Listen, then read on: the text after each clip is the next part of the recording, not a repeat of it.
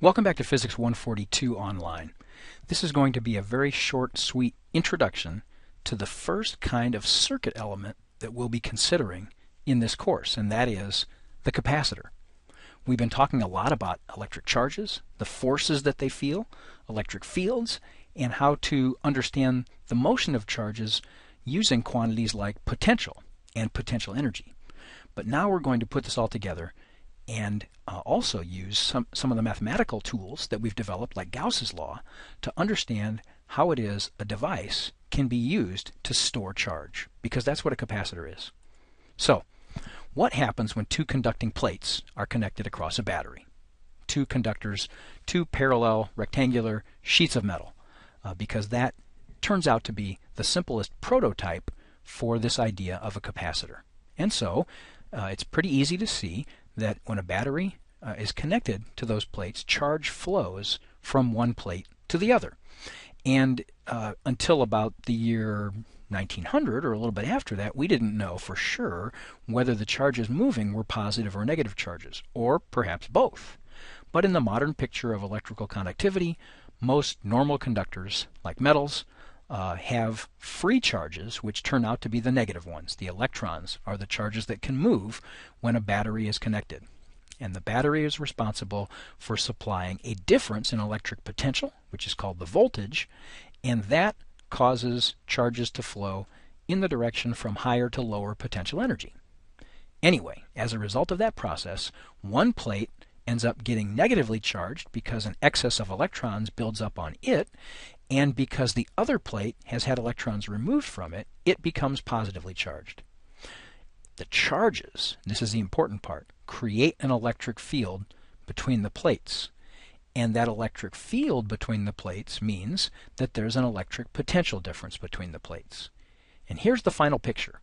This doesn't show a switch, but it does show a battery. And of course, in the real world, there would be some kind of switch that we would close at a certain point, and charges would flow from the battery or the power source to these two parallel conducting plates. The diagram doesn't show it, but the convention when we draw a battery is to have two parallel lines that are unequal in length.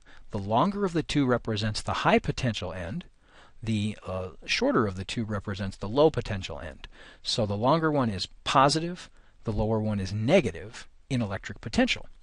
And we can understand the charge flow just by thinking that the electrons get repelled. Since they are negative, they get repelled from the negative end, and they want to travel toward the positive end, but in this case, they only get so far as to reach the conducting plate.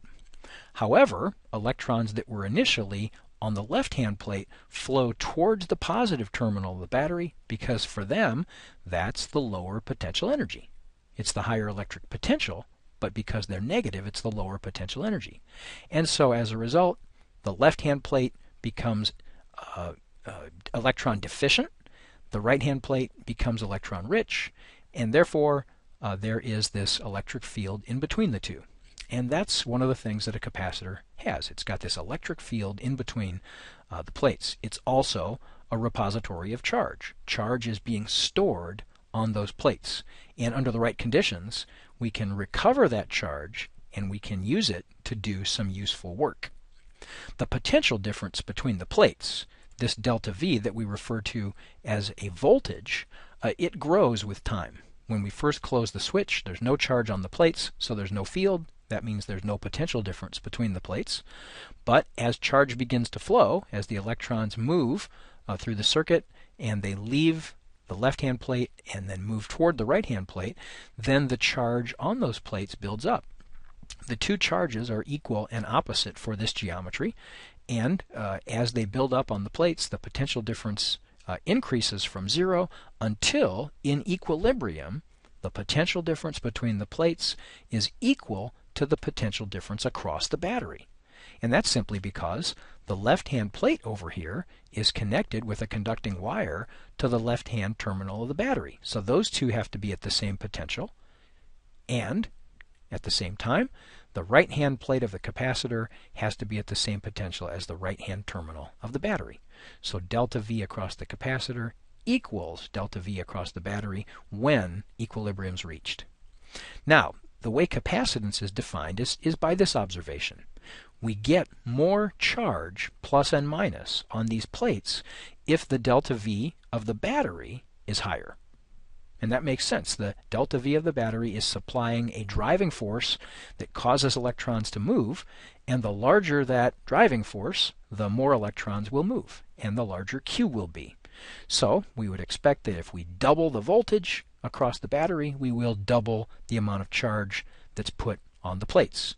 And the proportionality constant in that equation is the constant that we refer to as the capacitance, because it turns out experimentally that the ratio, if we apply a battery and connect it to a capacitor, and that battery has a potential difference or a voltage, delta V, and then we're able to measure how much charge is on the plates, that this quantity, this forms ratio that's always a constant. In other words, if I double the voltage, I'm going to double the charge in a way that the constant stays the same, that this capacitance value stays the same. So we usually write this, although the definition of capacitance is Q divided by delta V, we often write this by saying that Q is equal to C delta V, because it maintains that original proportionality that we wrote down first. Notice, while C is the capacitance, and we can easily figure out what units it's in because V is measured in volts. Of course, V is electric field per charge, so it's actually Newton.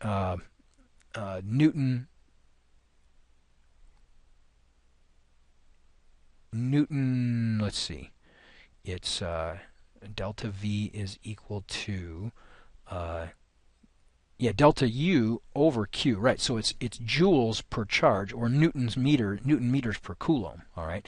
But the shorthand for that is volts, and Q is measured in coulombs, so that we can see that the units of capacitance, which would be coulombs per volt, we give it the symbol farads, the unit farads, named after Michael Faraday, who was one of the greatest of the 19th century scientists, experimental scientists particularly, and who made important discoveries in the area of electricity and magnetism. So the coulomb, the farad is the unit of capacitance in which charge is in coulombs and delta V is in volts. Notice, again, that capacitance, even though it's equal to Q over delta V, that the capacitance value does not depend on the charge.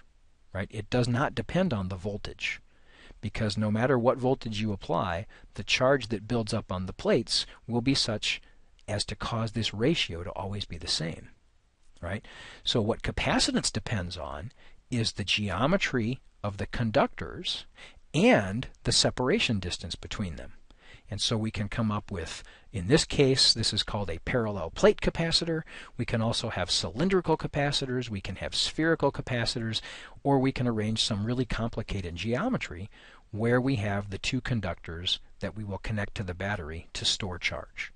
But for now, just realize that capacitance is measured using this operational definition right here, and that the value of the capacitance depends only on the size and the shape of the conductors that form it. And next, we will learn how to do an approximate calculation of the capacitance of a device like this using Gauss's law.